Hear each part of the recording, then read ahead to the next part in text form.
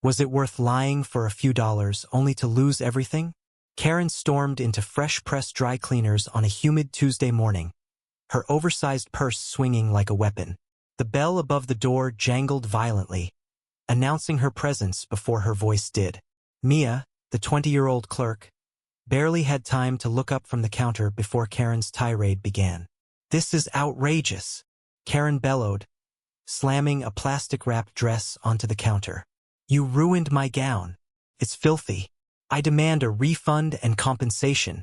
Her face, flushed with indignation, twisted into a scowl that made Mia flinch.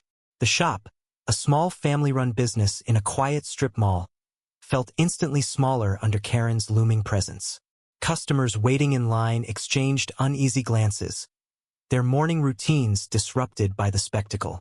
Mia, still new to the job, fumbled with the dress, her hands trembling as she unzipped the plastic cover. The gown, a shimmering emerald piece, looked pristine to her untrained eye, but Karen's accusations were relentless. "Look at these stains. You call this cleaning? I wore this to my niece's wedding, and now it's a disgrace." Mia's heart raced. She'd only been working at Fresh Press for 2 months, and her boss, Mr. Delgado, had trusted her to handle the front counter. Now, she felt the weight of Karen's glare and the eyes of other customers boring into her. "I'm sorry, ma'am," Mia stammered. "Let me check the ticket."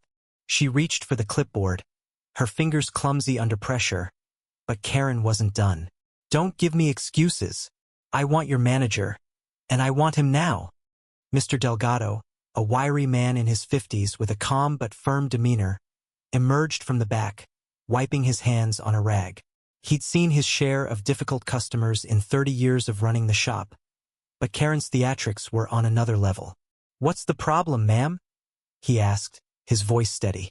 Karen repeated her complaints, her voice rising with each word, accusing the shop of incompetence and demanding a full refund plus damages. Mr. Delgado listened patiently, his eyes narrowing as he inspected the dress. "This looks clean to me," he said, holding it up to the light. "Can you point out the stains?" Karen huffed, jabbing a finger at vague spots on the fabric, her confidence unshaken. "It's obvious. You're trying to scam me." Mia watched, her stomach churning, as Mr. Delgado took the dress to the back for a closer look. The other customers whispered among themselves, some leaving to avoid the drama.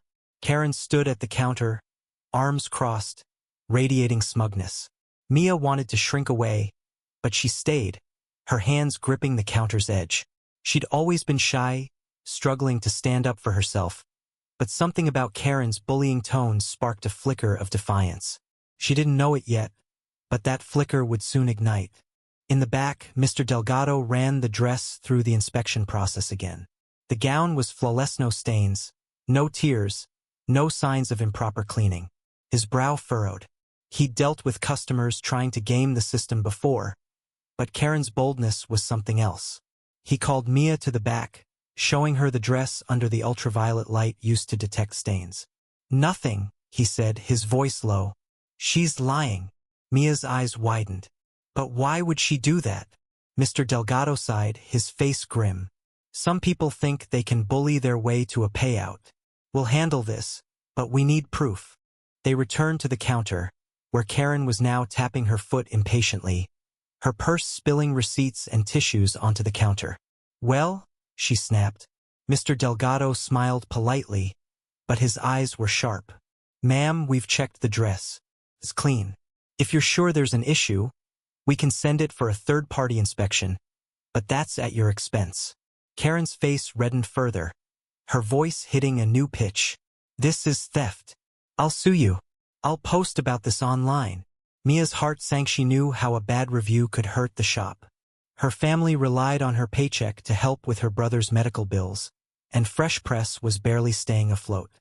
Then came the twist that turned the tide.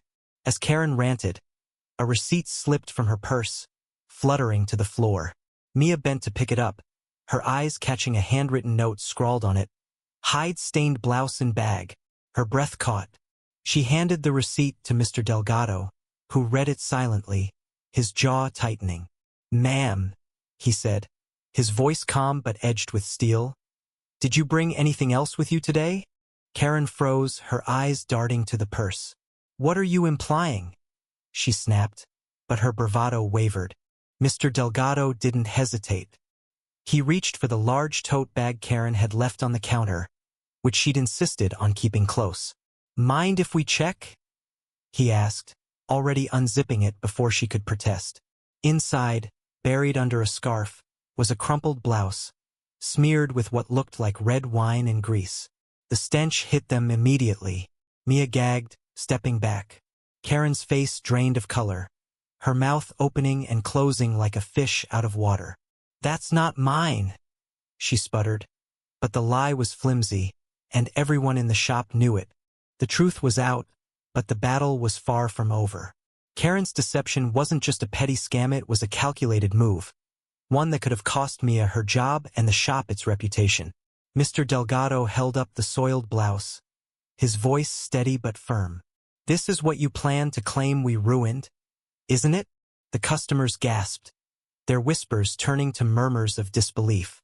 Karen's eyes darted around, searching for an escape, but the evidence was undeniable. Mia, still shaken, felt a surge of courage. "Why would you do this?" she asked, her voice trembling but clear. "We work hard here. This is our livelihood." Karen's response was a sneer, but it lacked conviction. "You're all incompetent," she muttered, grabbing her purse and making for the door.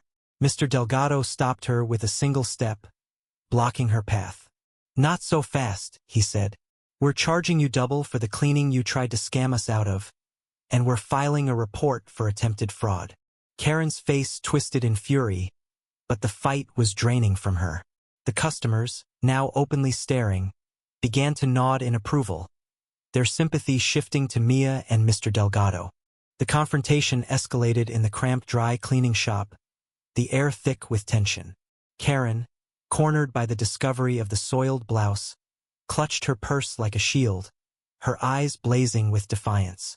"You can't prove anything," she shouted, her voice cracking under the weight of her unraveling lie. Mia, standing behind the counter, felt her pulse quicken. She'd never seen someone so brazen, so willing to double down even when caught red-handed.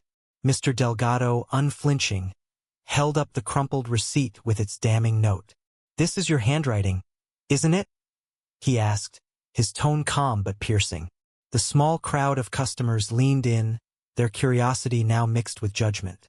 Karen's face contorted, a mix of rage and panic. "You planted that," she accused, pointing a trembling finger at Mia. The accusation stung, but Mia stood taller, her earlier fear giving way to resolve.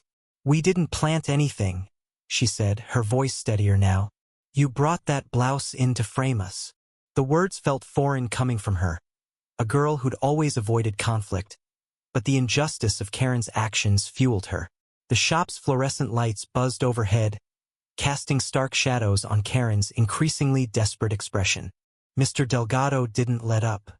He pulled out his phone, already dialing the local police non-emergency line. "We have security cameras," he said, gesturing to a small lens above the counter. "They caught you bringing in that bag and slipping the blouse inside. You can explain this to the authorities." Karen's eyes widened, her bravado crumbling as the reality of consequences loomed. She lunged for the bag, trying to snatch the blouse, but Mr. Delgado was faster, pulling it out of reach. "Not happening," he said, his voice a low growl. The customers murmured, some recording the scene on their phones, the moment ripe for social media. Then came the unexpected twist that deepened the drama. Among the customers was Mrs. Carter, a quiet older woman who'd been coming to Fresh Press for years. She stepped forward, her voice soft but firm.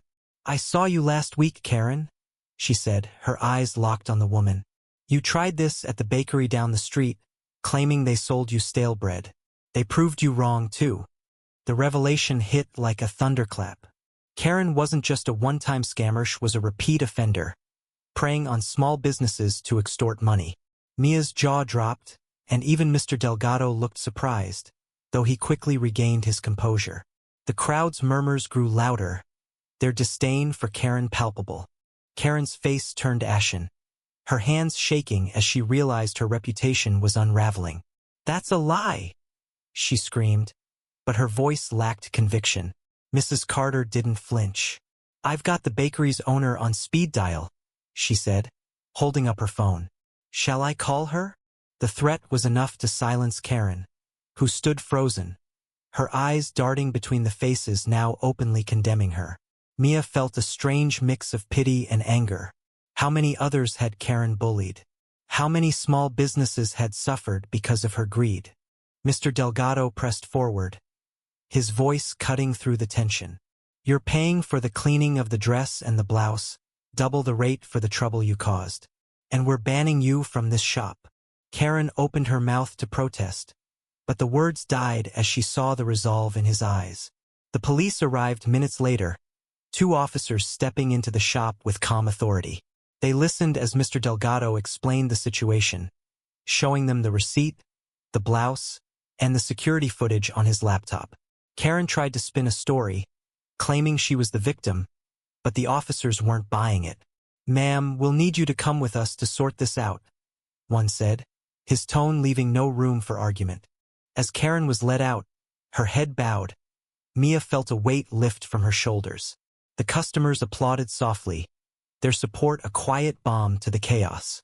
Mrs. Carter patted Mia's hand, whispering, "You did good, kid." Mia managed a small smile, her heart still pounding from the confrontation. But the ordeal wasn't over yet. Karen's actions had consequences beyond the shop, and the fallout was coming. The next day, the story spread like wildfire. A customer's video of the confrontation went viral on social media, the hashtag #KarenScam trending locally. The clip showed Karen's outburst, the discovery of the blouse, and Mrs. Carter's revelation, painting a clear picture of her deceit. Comments poured in, some from other businesses claiming Karen had tried similar stunts. The bakery, a florist, even a hardware store all had stories of her scams. Mia read the posts with a mix of disbelief and vindication. She'd always thought of her town as tight-knit, but seeing the community rally against Karen's behavior was something else entirely. Mr. Delgado called a staff meeting that evening, his face weary but proud. "We stood our ground," he said, looking at Mia. "You stood your ground." Mia blushed and used to praise. She'd always felt like the quiet one, the one who faded into the background, but today she'd spoken up.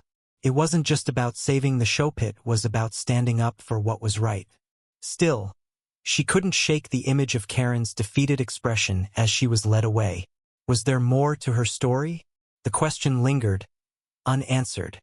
Karen's downfall was swift and public.